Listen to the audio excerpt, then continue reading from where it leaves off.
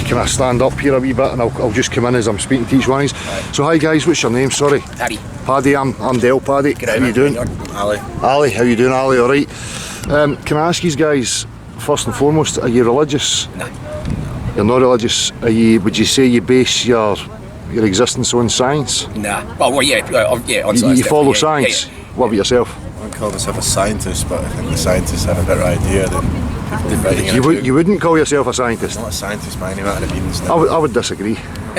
Because science simply means exploration, means to explore the world you're living in. Do you not think it's a dangerous thing to hand your authority and your power over to an external man to decide what's real and what's not real, rather than you basing things on your direct experience? I guess so, yeah. Yeah. What about you? Yeah. So we can agree then, you know, and as we speak to each other, you know, when we're talking about science, I talk about the natural sciences. So that comes down to physics, comes down to stuff, tangible things. So if I make a claim to any one of you guys, I would expect, or if you made a claim, sorry, I'll reverse that. If you made a claim to me about the world I'm living in, I would expect a practical demonstration. You can actually show me it, you can demonstrate it to me. Evidence, sort of. Well, aye, demonstration. So, like if I say to you, you know, I can bend steel with my bare hands for talking's sake, you know, 2-inch thick steel, you know, any claim, you would require a practical demonstration, would you know? Yeah. So, what then if I said, would you accept an image as scientific proof? Talking about flat Earth. Hey, how did you know? Yeah, Have you seen me? I was seeing where this is going, man. Right. So I met a flat earther at a door. He looked like Darwin. I talked to this guy for an hour. So apparently we're the centre of the universe. Other planets are round, but we're flat. There's an ice wall around it, and that's what Arctic and Antarctica is, and that's why no one's ever gone off the edge. Well, and the sun revolves around us, and it's 5,000 miles away. Well, I can tell you that I'm not one of the people that represent those kinds of claims. I'm a realist. You know, there's no way for me to know about ice walls or any of these things, because that's absurd. Because people are making these claims and they've got no way to verify or falsify them. So they're just believing again, they're putting faith in things that they don't know or understand. Well, I mean, I'm not an explorer by any stretch, man, but I'm Australian, yeah? Yep. So I've been all around the world, like this round world.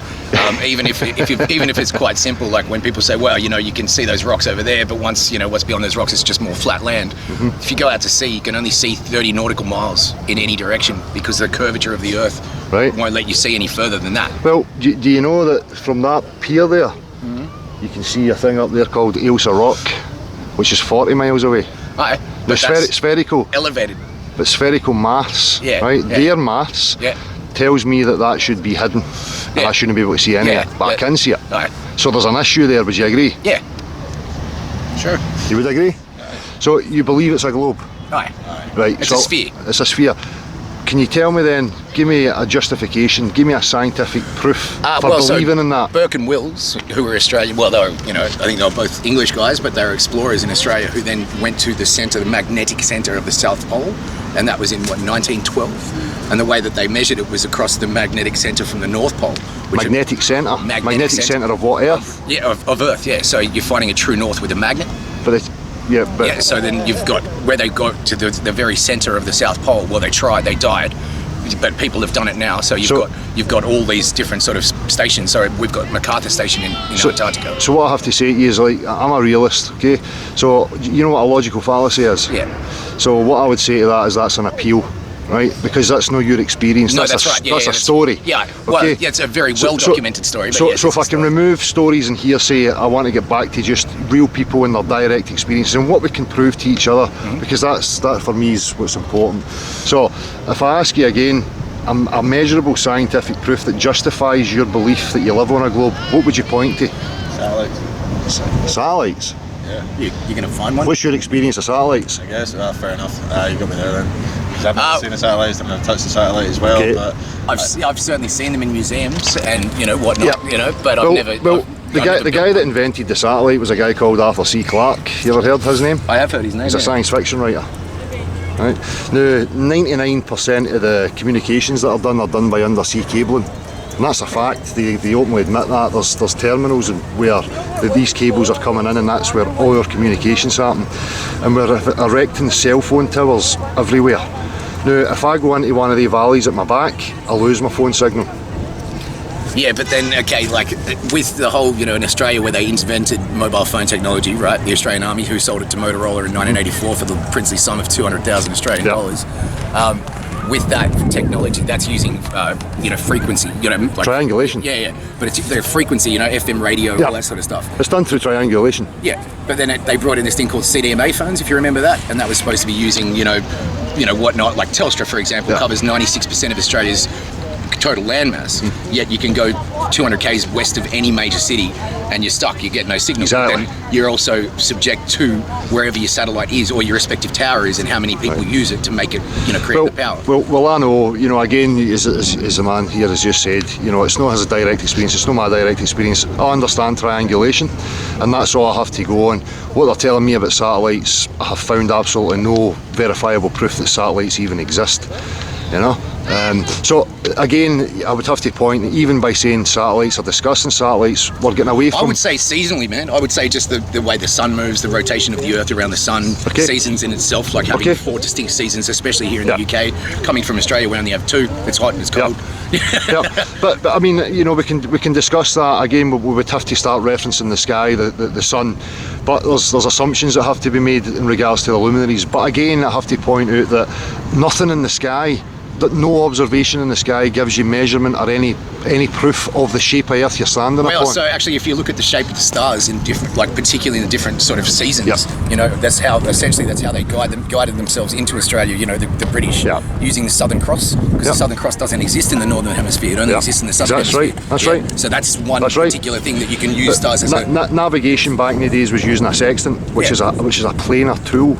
In geometry, they use Cartesian coordinates, and they use things like a sextant, which is a tool of planar geometry.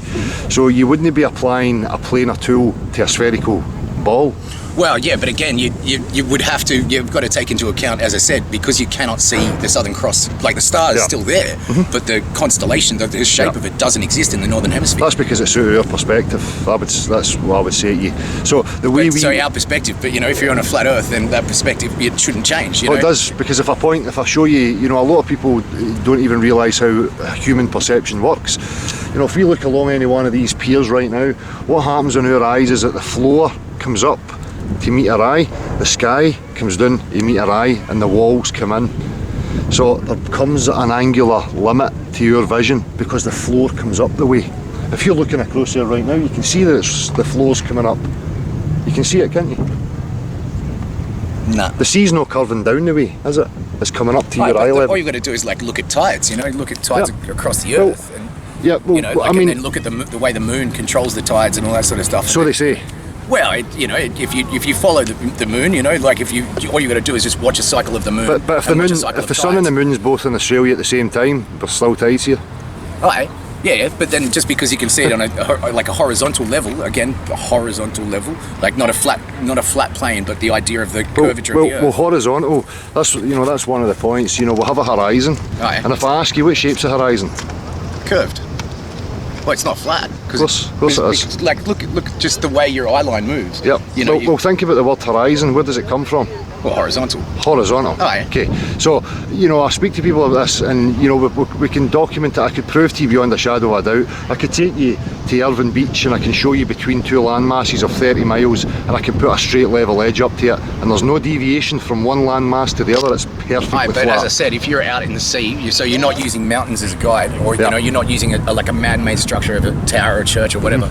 In the ocean, you cannot see further than 30 nautical miles because of the natural curvature of the Earth. I would say that's because it's a limit of your angular perception.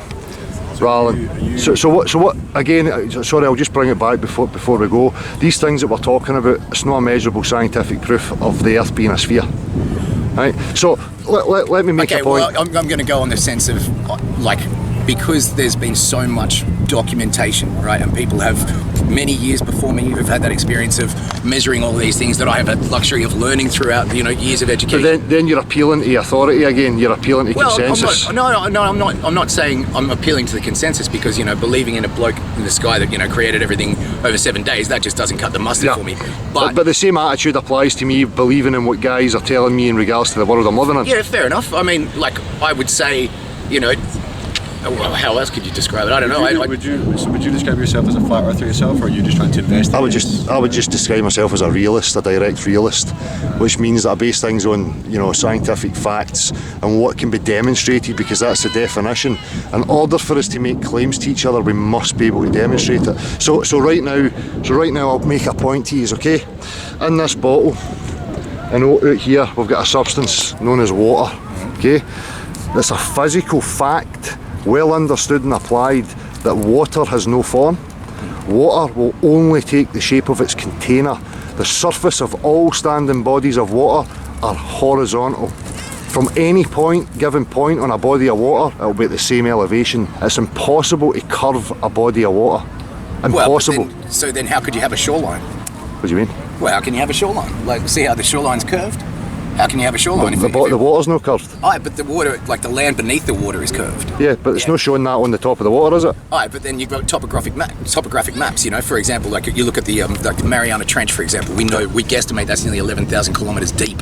Yeah. Yeah, but we can't get that deep because we don't have this. We can send people. But regardless of what's underneath the water, the surface never displays it. True, but you know, again, I mean, I haven't dived that deep before in my life, so I couldn't say. But you know, beneath the water that I have dived in, the curvature of the Earth still curves. You know, like and that very thing that my experience would dictate to me that yes, the Earth is round. The Earth's round because of the Mariana Trench. Well, amongst many other things, yeah. But see, this is it, and it gets quite challenging, and I understand. So I'm not trying to upset anybody, but I need to keep bringing it back to the point. It's a physical fact that the bodies of water, it's impossible to bend the surface. It's impossible. So what's a wave? Well, that's motion. Aye. On the surface. Aye. But if I took a swim, if I took a swimming pool, is pool, always rotating in a certain direction, right? Is it rotating? Yeah. How do you know? Well, because if you look at just tide lines, right? If you go from like the Pacific Ocean, used for an example, you go from the coast of Australia to the coast of the United States, the waves are higher. Like the shoreline is higher, the waves are like higher on the west coast of the United States than it is on the east coast, because it's the Earth's rotating that direction. Phil, it's never been proven that the Earth moves. It's never been proven. Any scientific experiment that tried to prove that the Earth moved failed. It's impossible. Well, I haven't looked into that enough, but I'm definitely interested. The flat earther I met, I was just like, so how about like someone like Neil deGrasse Tyson, you know what I mean? Yeah. Or like basically, you know, famous scientist. There's a whole bunch of them. Well, he's an astrophysicist. And he was just like, he's an actor. But it's just the whole idea of the idea. Obviously, there's a lot of interesting facts to bring up as well. I don't know. I just don't really adhere to the idea that just everything is lying to me. You know what I mean? Because I feel like it's same here. It's believed in the idea of why is everyone lying? Well, here's the thing. Well, here's the thing. That attitude, you know, and I get this quite a lot. This question, everybody would have to be lying. I believed it for 36 years of my life. Was I lying? Well, it depends. It depends how you count. You know, if you're Chinese, you count the like from your but I believed I was on a globe for 36 years of my life. But for that 36 years, I wasn't lying. I just believed it. So do you now believe the Earth is flat? You see, I don't know the full dimensions. What I will claim is that the Earth's demonstrably level. Demonstrably level. But say if it is, or say if it isn't, what difference does it make? Well, it makes a difference to me because I've always had these questions of my existence. Who am I? Where am I? Why am I here? And I followed a lot of philosophies. I went into a lot of religious texts trying to find answers, as you do when you've got these curious questions. Now, I never realised until I did make the realisation that a lot of my philosophies or rational contemplations about my existence were based on a false foundation. Now, if I assume in my mind that I came from a big bang, I'm on a little delicate rock zipping through a vacuum at untold speeds endlessly with no rhyme or reason to it, how am I ever going to formulate some sort of, you know, rational contemplation of my existence if that's a false foundation? Right? So then at those times I would start to get into a materialistic philosophy where I started to think life is an accident. There is no meaning to life. It just all happened through. How you doing, buddy? What's your name? Stephen, mate. Stephen. I'm Dale, alright, Stephen. How's Stephen? You Dale, boy? What I'm asking people, Stephen, is, are you religious? Don't really bother about it, mate, to be quite truthful. No? No, mate, don't really. Do you like science? Just depends, doesn't it? kind of science you're talking? Well, I like real science. Like, you know, if I told you something, you would want me to show you it, would you know? Aye, mate, aye. So you believe it. Aye, Right. true, see if it's true, aye. Right, so what if I just showed you a picture of it? Would you believe that? Or would you need to actually see it? No, you'd want to find it for yourself. You'd want to find out for yourself, so we can't take an image as something as proof, can we, or anything? Aye, I know what you Right, mean. so I'll just get right to it, right? See the world that we're living in, or living on, Aye. what shape is it? Round? A round bar? Aye. How do you know that? The globe's round, innit? But how do you know it? Where That's does- what you learned in school. You learned it in school, where else did you see it? On the TV? Aye, places like that, man. Right, so what did we just agree? That obviously you've not seen it in person, so you don't know what shape Right, it is really. right. So what if I could show you something that would tell you that it's impossible for you to be living on a ball? Would you want to know? You'd want to know? See that stuff there? It's called water. Aye, Right, water doesn't have any shape. Water always finds its level. aye, The surface of water can't be bent. aye. Right, you know that? No, I don't know that, mate. No, Well, you've never seen bendy water, have you? no, mate. You fill your cup up. The surface is what? Flat. Aye, Go for a bath. The surface is what? flat. You go to the swimming pool. Surface is what? flat. You go to the sea. The Aye, surface is what? flat, mate. Aye. Right. So how can you be living on a bar? Aye, through you got it like that, man. Looks it. Do you think it's important to know if you've been told lies? Aye. Do you want to be lied to? No, obviously not, but obviously when you kind of put it like that, like my full fucking school thing's been a lie, you know what I mean? So it's the same with me. I was the same as you. I went to school too, and I believed it right up until I was what 36 years old, What gave you this different insight on it, mate? because I went and looked at it. Aye, but the actual... Because you know, you notice things. Let's see when they show us these pictures that are supposedly in space, and they say there's the Earth. They're no real photos. Aye, They're cartoons. aye, And now that I've said that to you, see when you get home or you go on your phone and you look at it, aye, you'll see that they're no real. They're just cartoons. aye. So once you start to actually, I'm just sick of people telling me lies. I'm sick of the governments. I'm sick of the politicians. You know, everybody just telling us bullshit all the time. So I started to say, like, you know what, I'm fed up with this. I'm going to start looking at things for myself. I'm looking at it from your own point of view. And when I went to try and prove it to myself that I was on a ball, I couldn't. Everything told me that it wasn't. It was flat. It's mad that, innit, mate? Aye, So it is. aye, good. So all I'm interested in is that you're going to think about it. Aye, it was definitely what I was thinking now, mate. I'm kind of sitting here like that of... know what I mean? But the advice I would give you is don't listen to other people. You need to look at things for yourself. Don't listen to an authority like some priest like Neil deGrasse Tyson or some NASA guy telling you what to think. You need to think for yourself and see what you can find out and base things on that. So hopefully you do that, man. Aye, fucking Alright, right, bro, man. Nice one. Cheers for speaking Right, to us. Alright, Good one, take it mate. easy. So I'm sitting here at Largs and I'm just having a wee chat with this gentleman. How you doing, mate? What's your name? Joe. Joe, how you doing, Joe? So Joe, I speak to people all the time and I ask them questions about, you know, the world we're living in and what they think about life and stuff like that. So can I ask you, are you religious or? Aye, You're religious. Can I ask you what religion you follow? I see. What's that again? The Roman Catholic. Roman Catholic.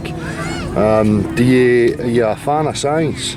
Aye, since science is interesting, aye. Aye. Could I ask you, if I was to ask you then, when we talk about science, what would your definition of science be? Definition of science is finding out the unknown. Finding out the unknown. So would you say then, I always say people, your science is a word that says exploration, to find out about the world we're living in. You know? Well, that's it, you know, that terminology, finding out about the unknown. Yeah. We're actually on a course of discovery, Yeah. and from time to time there's new things actually turning up Yeah. through science, through the progression of science. Yeah. And science in itself, the people that are actually involved in science, all the different medium departments, scientists archaeologists, geologists, the whole lot, everything. Yeah. As time goes on, something entirely different from What they you thought thought before Yeah. manifests itself. Exactly.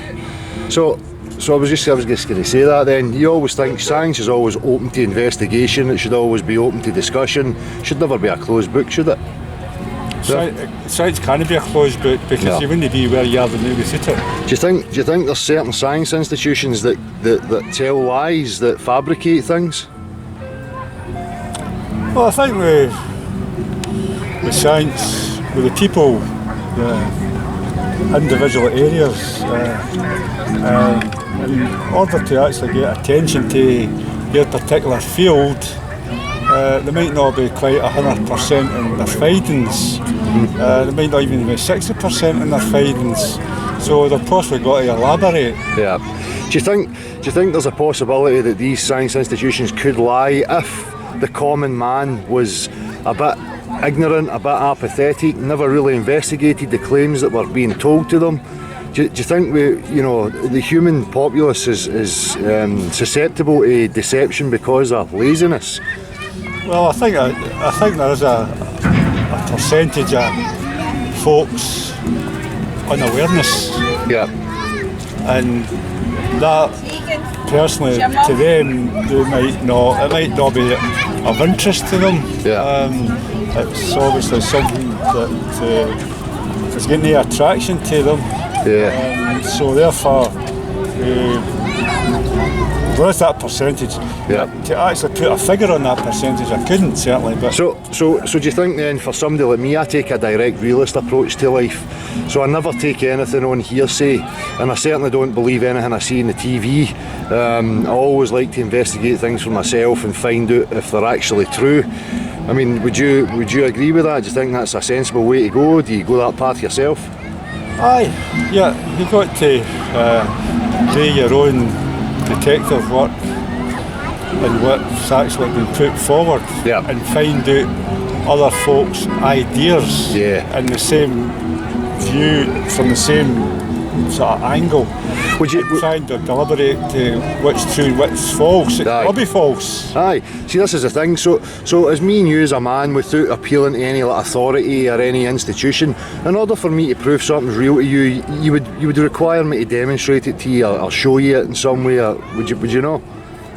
If I was to make a Aye. claim to you about the world, the objective world we live in, Yep. you would need to see some, demonstration of that in order to accept it. Would you know? Aye, yeah. Aye. So saying that and accepting that, then I know you say you're religious, and do you follow your religion to a T? Do you believe the teachings in the Bibles and stuff like that? Aye. Aye. So I'll leave that one at the side now, and I'm going to ask you: can I then possibly challenge a possible belief that you might have in regards to science that I'm finding to be false, or that there's issues with it? Are you open to having that possibility? That's why I'm glad. Well, this is the thing here, in science in general. The big thing is here in science is, where does origination come from? So would you mean originality or our origins? Yes. Well, this is it. We've got these narratives that they try and tell us about the Big Bang and this heliocentric cosmology, which is where I want to kind of go with this. So that's what I'm saying. I have these discussions with people, and it's really about challenging things that we were taught and things that we get through the media in regards to the world that we're living in, that when you start to investigate it, it starts to break down for me. So what I'm asking you is if I put some points forward to you, are you open to it? Are you willing to have maybe a belief that you held true to be challenged? I don't mean a religious belief, by the way, I just mean, an objective view of the world that you're living in. Right, okay. Aye, you up for that? Right. So mainstream science through the TV media tells us that we came from a Big Bang, and that matter formed through a force called gravity, and that we circle the sun at 65,000 miles an hour while the Earth's spinning at 1,000 miles per hour, and the sun goes 500,000 miles around the galaxy. In this claim they also tell us that the Earth's a round ball. Do you believe the Earth to be a round ball?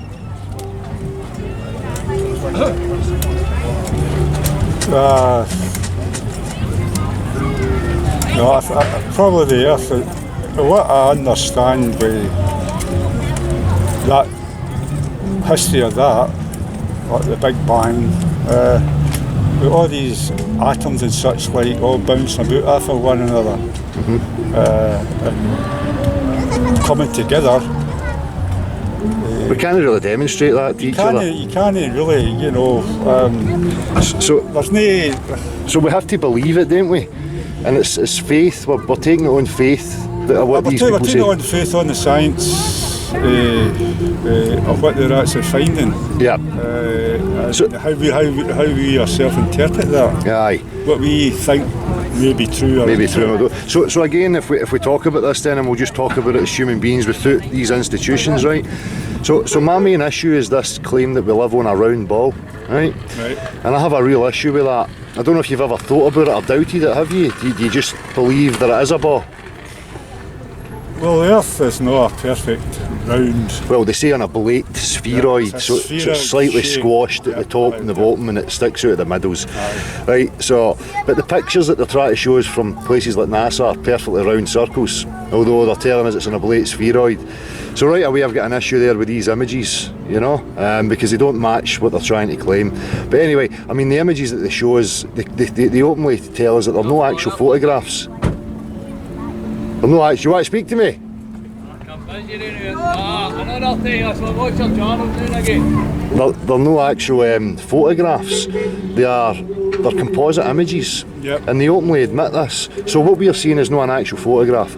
So anyway, you know what I do is I remove anything I see on the TV, because for me an image is no proof of anything. Like I could show you an image of me flying, and you wouldn't believe it, would you? Because you know that doesn't happen in the real world. Well, this is the thing here. The way the technology we've actually got, like what you're holding in your hand there, Yeah.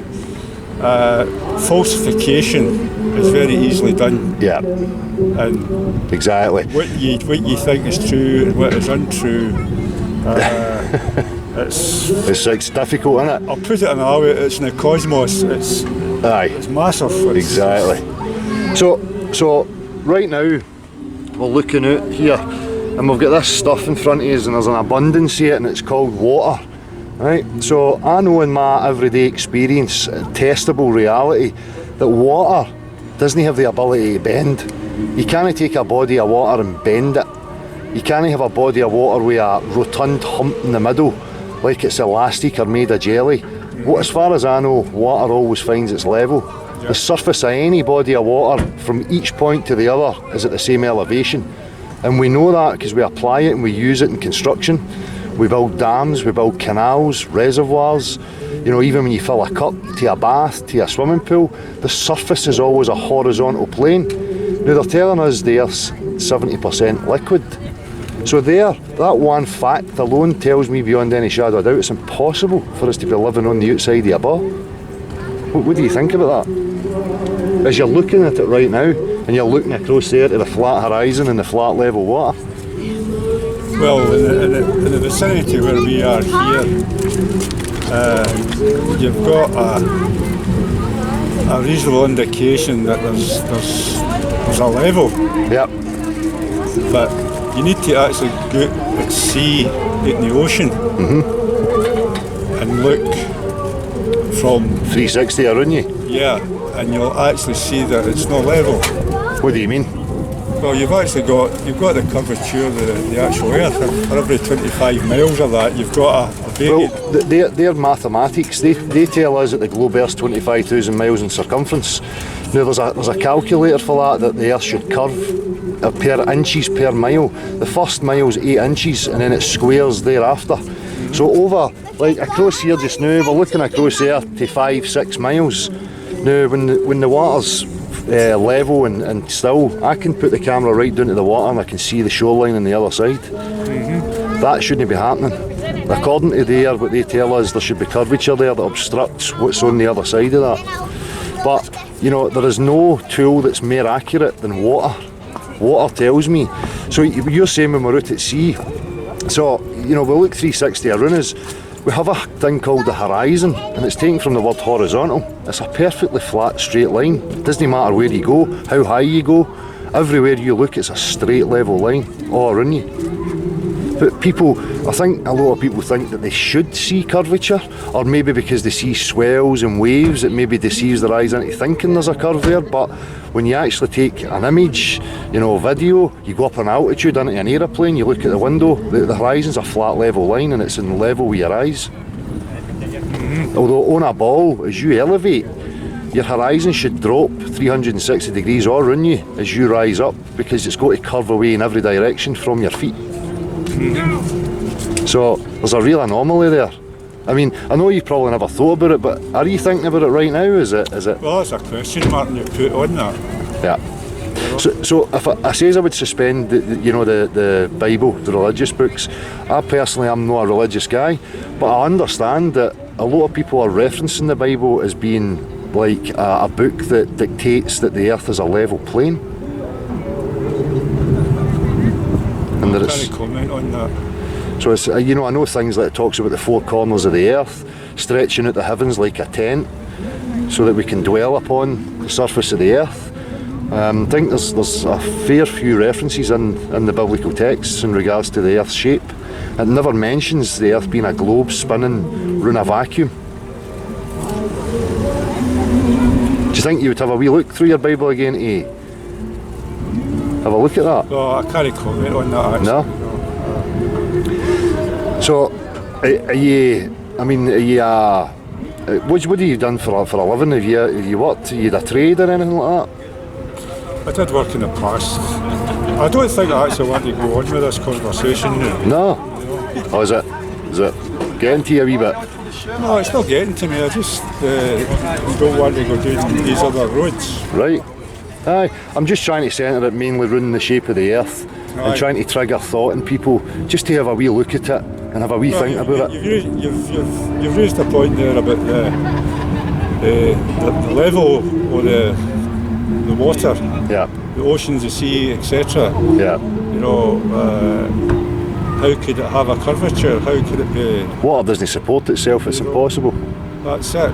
You know, the only thing the only thing in my mind that supports water is what is it at the end of it, the edge of it The container. that contains it. Yeah. Yep.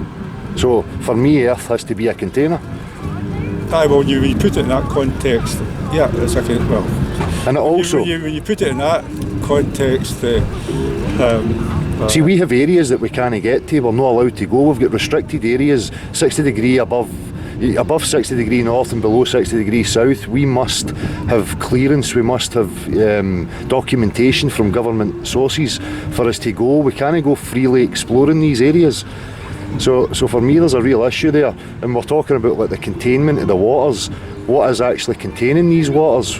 What is in these areas that we're not allowed to get to? You know, the other aspect of containment is air pressure.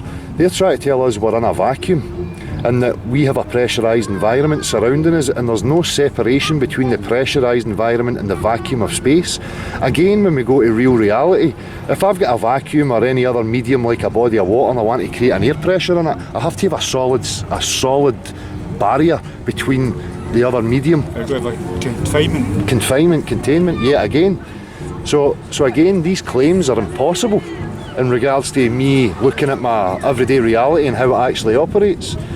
So that's what I'm saying. You know, these institutions are telling us these things. I took it for granted my whole life until I actually looked at it, and then it started to break down. You know, I desperately tried to prove to myself that I lived on a globe, and I couldn't prove it. And I thought that was incredible. And now it's left me with what else is here? Is there? Is the earth fully contained? There's no way out of it? Or is there access to other areas that we don't know about? You know? So I don't want to keep you, because I know sometimes these conversations can trigger thoughts and a bit uncomfortable feeling for people. So No.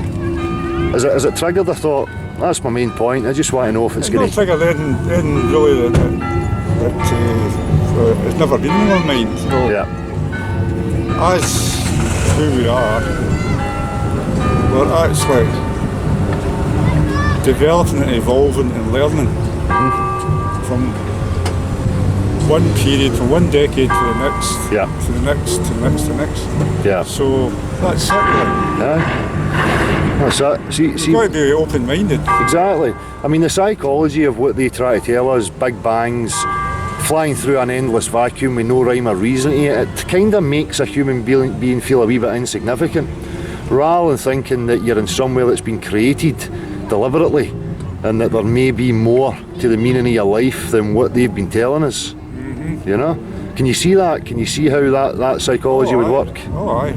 Aye. So if we became aware that we're in a designed environment that was created by some other intelligence, whether that be a god or whatever people want to, you know, envision, it says a hell of a lot about who we are and where we came from, you know, rather than a big accident that leaves you feeling kind of empty and a bit anxious, you know. Yeah. No, it's wide open. That is wide open. Yeah. It's wide open. Aye. Good. I'm good. I'm glad you've got an open mind, and I really appreciate you speaking to me, buddy. All right. Well, Thank you, my man. Cheers. Right.